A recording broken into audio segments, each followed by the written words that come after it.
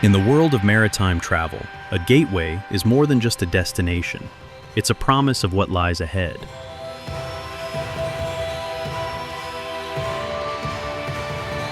In Bahasa, the local language, Gapura translates literally to gateway, and for the Indonesian archipelago, that gateway is now open. Strategically located just 15 minutes from the international airport, Gapura Marina offers a level of accessibility previously unseen in the region. Construction is moving swiftly. The Welcome Center is nearing completion, and Dock B officially opened its slips this past December. They've already welcomed their first residents. These owners have been enjoying the facility's peace of mind and secure location since day one.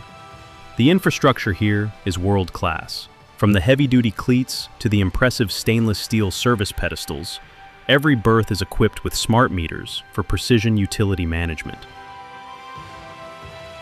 For maintenance and refit, the game has changed.